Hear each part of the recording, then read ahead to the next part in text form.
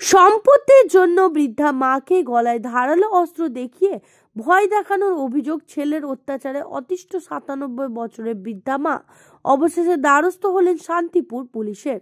সূত্রের খবর, শান্তিপুর থানার চরজাজিরার বাসিন্দা এক বৃদ্ধার সম্পত্তির জন্য দীর্ঘদিন ধরে তার বড় ছেলে তার উপর মানসিক অত্যাচার চালাচ্ছিল, কিন্তু এরপরও সেই সম্পত্তি লিখে না দেওয়ায় শনিবার দুপুরে বৃদ্ধাকে গলায় ধারালো দা ধরে মেরে ফেলার হুমকি দেয়।